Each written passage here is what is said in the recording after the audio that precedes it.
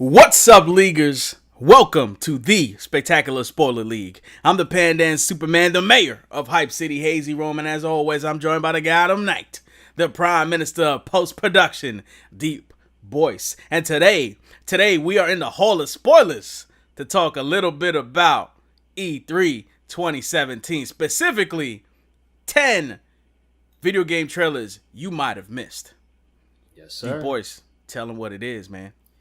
Yeah, I mean, E3 2017 came on out. There were a lot of games.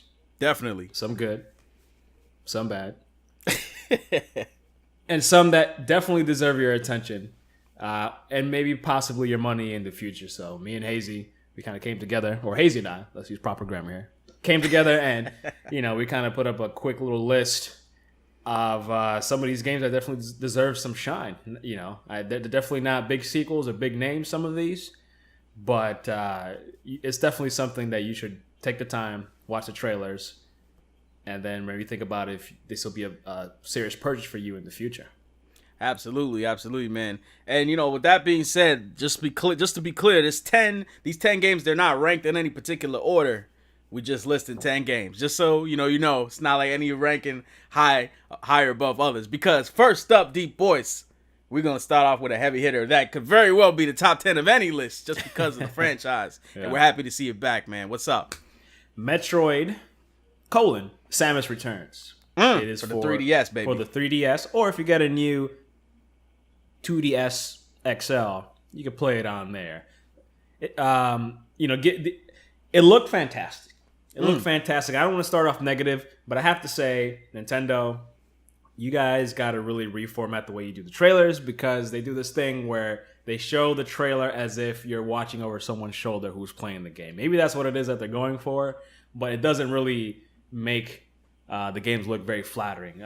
But with that said, the game, it's good old classic Metroidvania side-scrolling with, I'm sure, all the different attachments that you can get for Samus, all the different secrets and all the different types of enemies. And it does seem like the action is a bit sped up. And it definitely, Who knows where this fits into the Metroid timeline. But at the end of the day, that's not really all that important, because Metroid is a lot of fun. It's one of my personal favorite franchises that you don't see much of. And we got some Metroid Prime, I guess, an announcement with that little banner for what it's worth. But trailer. The reason this is one of those games that we put on this list is because they didn't put this in the Nintendo E3 conference. Apparently they showed this after the fact. So, I mean, some people were trying to make that excuse that, hey, if you would have stuck around, you would have saw it, but you don't have to. Come on. Yeah, I don't see why they put it after their direct. I mean, their direct wasn't even very long, maybe a half hour or so. Mm-hmm. There was no reason why this shouldn't have been in the direct at all. I mean, maybe even attached to Metroid, but you might have a reason for that, based on how Nintendo is rumored to feel about Metroid, right? Yeah. I mean, it's been rumored that the Metroid franchise is the black sheep of the Nintendo list of games. They seem to not really give it the due that it deserves, and I think it's a very important franchise with some very important mechanics that are still seen to this day in gaming. Absolutely. I mean, Metroid is one of those games that, I mean, it's a game that, like, whether you like it or not, it incites hope and excitement for the future, because there are a lot of people who love Metroid games, man. Like, Nintendo, come on now, stop hating, okay? You're jesting and you're hating right now. You're hesting, okay? Next up, man, we got a game by the name of Matterfall. Now, Matterfall is a game you might have missed. It is a side-scrolling game that's reminiscent. It reminds me a lot of Shadow Complex. If you ever played that game. The important thing to note here is it's developed by Housemarque. And Housemarque is a developer who's made games like Resogun, Alienation, the Dead Nation series, and Super Stardust. Now, you may think of those games as just, pew-pew games. You're just shooting that stuff. That's fine. But I feel like Alienation is one of the... I mean, Alienation was really well-received. Dead Nation was really well-received. I could personally, I was at E3 2017. I played Matterfall, and I really enjoyed that game. It's kind of fast moving. Think of like Mega Man, just less about strategy and more about just moving as fast as you can. The reason why I say that is because I was going to say Mighty Number 9, but I know that doesn't inspire hope in a lot of people. But the gameplay is similar to Mighty Number 9. A lot of people think Mighty Number 9 and Mega Man are similar. They're actually not very similar. Yeah. They may look alike, but Mega Man is more about strategy and not necessarily moving as quickly as possible. But a game like Matterfall, it's about you moving fast because you need to kind of like dash through enemies and you can freeze them and then shoot them up for extra points. There's upgradable weapons that you can get. There seems to be a story. I don't know much about it. There seems to be a story because throughout the game, you can free people who've been crystallized in something called red matter. Yeah. The red matter is basically, you know, the crux of the game, the thing that you're combating against. You fight using blue matter. But I kid you not, Matterfall is a really fun side-scrolling action game, and you guys are gonna enjoy it, man, if you check it out. But next up, DeepBoyce. Hit us with the next one, man. Yeah, next up is A Way Out. That's the name of the game. A Way Out. And if you haven't heard of this, you definitely should check this out. This is made by Hazelight Studios. They're the same developers that made Brothers: A Tale of Two Sons, which came out in 2013 and was a lot of people's game of the year, or at least it was an experience that many people said was not only amazing but very touching and sad. I have yet to play this. Maybe at some point I'll get the chance to try this out. And you know, it's one of those games that apparently will make you cry some ugly crocodile man tears when you play it. But the cool thing about A Way Out is that it's, again, two protagonists, and specifically they're trying to get out of jail. We don't know which jail. It doesn't really matter, but it looks really interesting because it's a split screen co-op game, which I'm sure also has online functionality. It's both local and online. Yep, local and online co-op, yep. Now, the thing is, the game can apparently only be played via co-op, but I think that's a restriction or you know, a parameter that's totally fine because it's really part of the vision of what they're trying to do with this game. And sure, if it's anything like Brothers: A Tale of Two Sons, then A Way Out is definitely going to be very emotionally resonating. And who knows? I mean, it definitely looks very dope. I got some vibes of Shawshank Redemption, which is one of my favorite movies. And yeah, you know, playing. We often say that there aren't many co-op games out there, but we're getting a few interesting ones, and this is one of them, I think. Absolutely, man. I mean, one of the things that I thought was cool about it is, I mean, there seems to be, you know, a definite escaping from prison vibe going on here, especially with the title. And it seems like you're trying to make amends with, you know, what's going on with your life, because they showed some scenes in the trailer where you're meeting back up with, like, you know, I guess family or people you've known from the past, and you know that's obviously gonna you know, have some emotional resonance. So I'm looking forward to that one, man. Yeah, looking forward to it, man. You guys should check it out. Next up, we got Call of Cthulhu. That's the first time I ever pronounced Cthulhu right, and I'm gonna pass it on to DeepBoyce because I don't want to mess it up anymore, man. DeepBoyce, man. Tell me about Call of Cthulhu, man. Yeah, Call of Cthulhu. We got a gameplay trailer, and we actually talked about this in the podcast a while back. But the podcast, Get Coins and Die Trying. Yes. You guys may not listen to that, but we have another podcast on youtube.com/GCDTcast called Get Coins and Die Trying. You could also go to the BGB.com and check that out. But DeepBoyce, go ahead, man. Thank you. But they put out another gameplay /cinematic trailer during E3. And again, for anyone that's not familiar with it, it's based off of these H.P. Lovecraft novels, which are they're like psychological horror novels, and that's kind of the style of the game, where it's very much like Outlast or I guess maybe Slender Man, that kind of game where it's first person and it's about the spooks, the spooky scaries, a lot of jumping around, but particularly these games. These games are about you doubting your sense of reality. You doubting what is actually there. Very psychological. Very psychological, whether you're alive, whether you're crazy, whether you're here, whether that monster's there.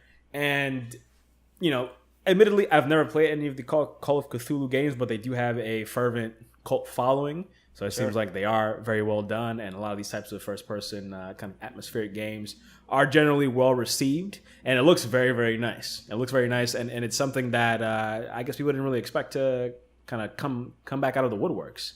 So absolutely. So, you know, Outlast 2 came out earlier this year, and it was well received. And I guess also Resident Evil 7 kind of was in a similar style, and that was very well received. So this is definitely a game that if that's what you're looking for, something that's, heavy on story, atmospheric, definitely something to check out.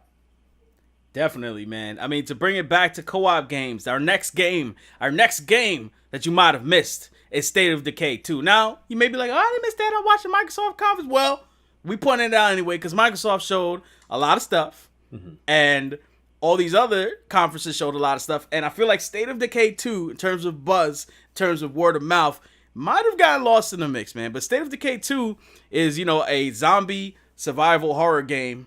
Essentially, that's you're able to play co-op. Undead Labs and Microsoft Studios. Yeah, Undead Labs and Microsoft Studios. It's exclusive to Xbox One and, of course, Microsoft Windows. And yeah, there's co-op aspects to it, so you can play together with your peeps. Yeah. Something we haven't seen too much this generation. It's third person, co-op, zombie survival horror game, open world. I mean, keep an eye out for that one. Yeah, I mean, that's another game that, again, was a bit of a cult classic. Sure. That people really loved when it came out. It wasn't, I guess, a fully fleshed out game. Over time, they started kind of adding a few things to people that developed the game to appease the wishes of the audience that played it. But one of the things that above and beyond people wanted was co-op, and they finally, it seems like they delivered, or they will deliver with State of Decay 2. Well, not only 2-player co-op, but 4-player co-op. Yeah.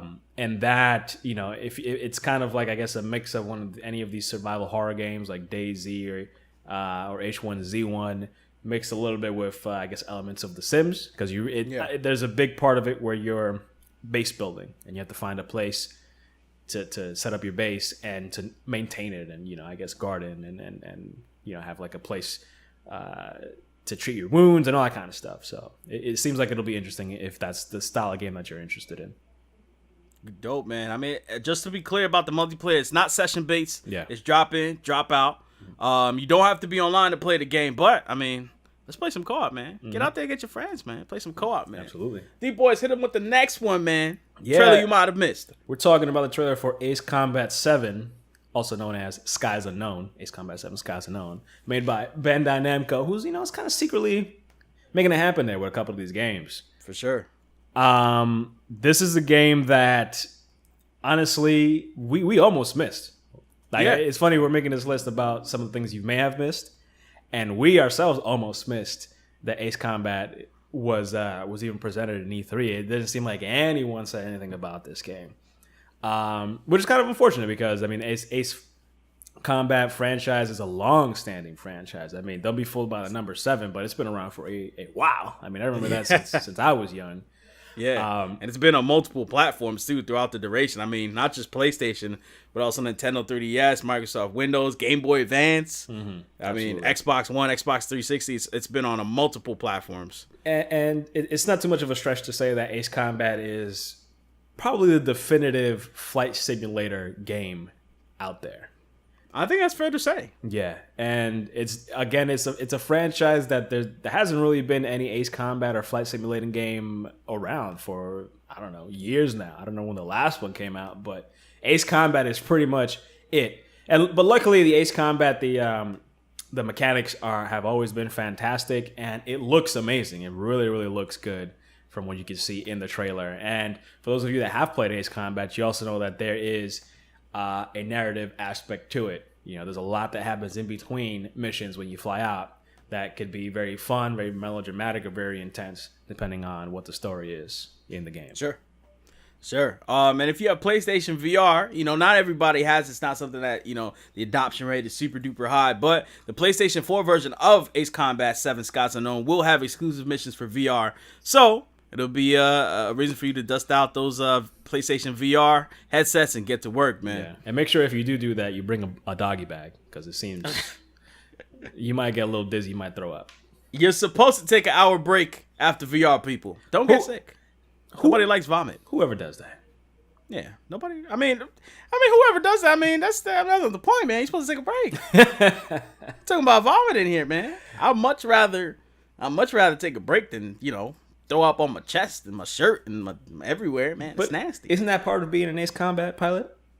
Vomiting? Yeah. Well, then I will see my way out, sir. I don't want to play that game. If I want to vomit, I'll go drink some alcohol, brother. Next up, we got a game called Vampire. Now, it's spelled Vampyr, so it could very well be pronounced as Vampire, but I'm pretty sure it's Vampire. I could be wrong about that, but it is developed by Don't Nod Entertainment. If you are a fan of Life is Strange, then Don't Nod Entertainment should sound familiar because they are the developers of Life is Strange and Life is Strange 2, which is currently in the works. Now, Vampire is a little bit different in the sense that there's combat. It's not just decision making like, Don't Nod is seemingly known for, but there's also combat. It's reminiscent of Dark Souls in terms of the combat. And as I said, there's decision making. Now, you play a vampire. The main character is a vampire. He's also a doctor, so he kind of has to balance, the Hippocratic Oath, the Hippocratic Oath, the Hippocratic Oath, and his inner desires to be a vampire. So the Hippocratic Oath is basically that you'll protect life, and you'll do whatever you can to do that. And him being a vampire, he definitely wants to take lives. So everyone in the town that the game takes place in can die, and you have the decision to either keep people alive, save people, or kill them. But you have to remember you're a vampire and you need to satiate yourself somehow. Yeah, I was gonna say let's cut the man some slack, Hazy. It's not that he wants to kill people. It's just my man's hungry. By the way, his name is apparently Jonathan Reed. So your boy Dr. Jonathan Reed, he gets hungry just like any one of us. It's just he likes to dine on the blood of people. So it's just a little different. It's a little complicated. So I was unaware that I was doing this YouTube channel with a cannibal, but I now know that DeepBoyce is a cannibal, y'all. I'm a vampire. This may be the last episode you hear, and if you do, tell my mom and my family that I love them, because this man here is trying to eat me. Anyway, Vampire looks pretty damn good, man, and it got a great trailer for E3, a cinematic trailer, but it's definitely something you should check out because, Don't Nod storytelling devices plus Dark Souls reminiscent combat. It's got a super dark gothic setting. Reminds me of Bloodborne in terms of the atmosphere. And when's the last time you played a vampire game? Zombie games have been abundant, but when's the last time you truly played as a vampire? I don't remember. Last one I can remember is Vampire the Masquerade, which is a game that a lot of people love, and I keep seeing that game kind of pop up when this game is mentioned. And if it's in any way as fun as that game, then that is all but positive. Definitely. It's a multi-platform game too, so it'll be coming to a console near you. Current gen console, so Xbox One, PS4, PC. So check that out, guys. Next up, DeepBoyce, what do we got? We got a game by the name of Hidden Agenda. A game that is literally hidden from the masses. And I checked this out of the recommendation of Hazy. And boy, I'm glad that he pointed this out because it looks really, really, really, really cool. And it seems like it takes the aspects of games like Until Dawn and Life is Strange, all the Telltale games, the games that are decision based, and it crafts it so that it's now more of a party experience, particularly with this new mechanic that they call the Play Link Initiative, which I think is possibly a mobile app. It's definitely something that's controlled on your phone. Yeah, they haven't detailed exactly how it's going to be done yet. I assume there's going to be a mobile app that they're going to release. It won't just be for Hidden Agenda. It will be for all the games included in their Play Link initiative or their Play Link program. Yeah, so I guess just from what we've been able to detail from the trailer, you'll... in a lot of these decision-based games, usually it's one person playing, and they get to choose the different decisions for dialogue and, where a player should go or whether they should go to the right side of the fork of the road, the left side of the fork of the road. But with the Play Link Initiative, it seems that you can get with a group of friends, 4 or 5, maybe 6, and it's almost like you guys can vote on your mobile phone as to which decision would be best to make. So it really adds this fun kind of party experience to playing the game. And it seems even more complex than that because there are certain elements of this game in particular that involve, I guess, you having clues or having certain notes that you may or may not choose to share with the people that are sitting alongside you playing the game as well. And that, to me, that's really taking it to the next level. That's the kind of stuff that I personally like to see. And I thought that was super dope when I saw it in this trailer. And if you need any more validation, this is made by Supermassive Games, the same developer that's made Little Big Planet, Until Dawn. I was going to say earlier, Until Dawn. So they also made Killzone. Say what you will about Killzone, but they at least know how to not only make games that look good, but they've made a few games here that are very, very fun. And trust me, Until Dawn, I mean, I was playing with Hazy, and that was a hell of a lot of fun. Yeah, yeah. I mean, just to be clear, that's Killzone HD. So that's the HD version of the original Killzone that appeared on PlayStation 3. Killzone, of course, is made by Guerrilla Games originally. So just to be clear, Yes. Killzone HD. They're responsible for the HD port. Yes. But next up, man, I'm actually excited for Hidden Agenda. It's coming exclusive to PlayStation 4, but I'm really looking forward to that, man. But next up is a game that I actually think you, DeepBoyce, you might like. It's Code Vein, man. Yeah. So it's got like an anime style ARPG look to it. It's got Dark Souls combat. You're hearing that a lot. Dark Souls combat is big. Yeah. You know what I mean? That kind of like third person over the shoulder, somewhat slow moving combat where, you know, you're kind of just like squaring head to head with, you know, an enemy in melee combat. And, you know, developed by Bandai Namco, who's really been on a roll lately with the games they've been releasing, man.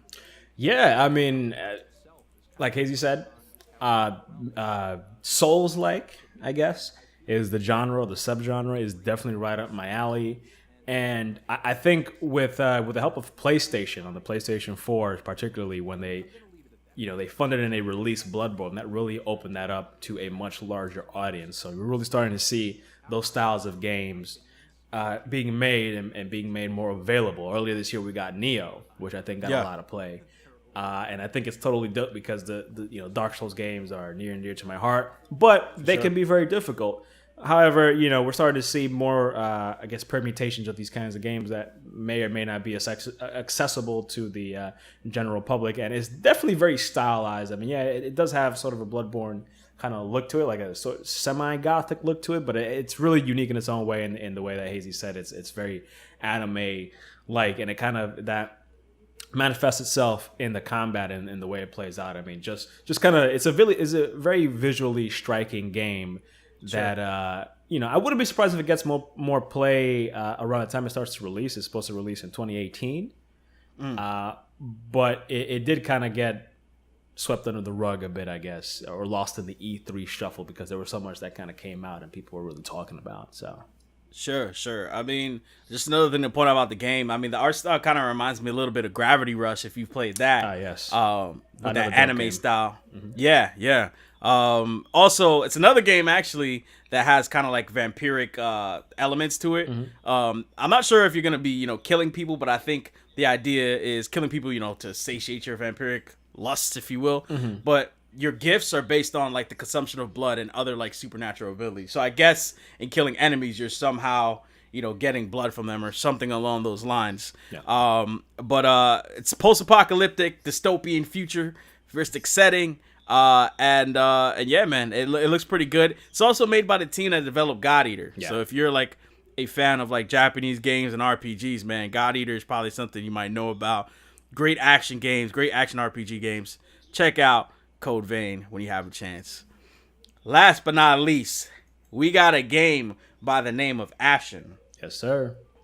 And we're not talking about my elbows in the winter, y'all. We're talking about a game called Ashen. So Ashen seems to be, once again, shown at the Microsoft conference, but, there wasn't a spotlight on it. It's coming exclusive to Xbox One and PC. And it's kind of got a lot of elements in it, including open world survival. You may not be able to tell that from the trailer, because the trailer seemed to have like almost like a linear look to it. But open world survival, combat-based exploration. It's set in like a fantasy environment. Mm-hmm. The aesthetic of the game looks really cool because it's kind of like a muted shaded look. Mm-hmm. And the characters kind of have like a minimalistic design to them. So like characters don't have faces. Yeah. So one of the characters they showed kind of just had a mustache and hair, but they don't have faces. And I just thought it was an interesting way to go about it because the environment is dark. Mm-hmm. And it's a little scary. And just the fact that they don't have faces, it's just like, they're unable to emote, maybe the situations that they're getting into. But, it has role-playing game elements. It's been likened to games like King's Quest, if you've ever played that. And, in terms of survival horror or survival games, it's been likened also to DayZ in a sense. So if you're interested in that, go ahead and check it out. Supposedly there's multiplayer elements as well, but they haven't detailed that. But you guys should keep an eye on it. Check out the trailer for sure. Yeah, no, I totally agree. It's definitely I like seeing these these different styles being explored with a lot of games. I mean, there's definitely a lot of push towards photorealism, but sometimes you worry that I guess stylistically more creative styles may get lost in the way. And it's one of the reasons why I'm also kind of pushing for this game as well, for people to kind of check this out and see what they feel about it. Definitely, man. It's got RPG elements like crafting. You're upgrading your stats and whatnot. Through whatever abilities, unlocking whatever abilities you can unlock. To unlock game perks and such like that too. It's pretty cool, man. The combat's got range combat, melee combat. Once again, the trailer. The reason why you may have missed it is because really and truly, you only maybe got to look at the aesthetic for the most part. You really didn't get an idea of what Ashen's really about. But you guys should definitely check it out. There's no release date for it just yet, but it's on the horizon, man. But that being said, that brings our video to a close. 10 E3 2017 video game trailers, video games that you might have missed. Let us know if there are any other trailers or games that you think we didn't mention and you think that we should keep an eye on. By all means, share it with Spectacular Spoiler League, because we love games and we want to check different games out. Let us know if any of the games that we named on this list are of interest to you. Let us know if some of the games you don't even care about. You know what I mean? Let us know, because we want to hear your opinion about it. And by all means, if you like what you heard today, if you like us talking about games, let us know in the comments that you like us talking about games. We'll definitely include that more. And hit the like and subscribe button. Join up with the Spectacular Spoiler League, because we need you. I'm getting out of here. I'm going to run away from DeepBoyce, because DeepBoyce is a cannibal. We'll see you guys later. I'm running out the whole spoilers right now, man. Liking to be exact. We'll see you guys later. Peace.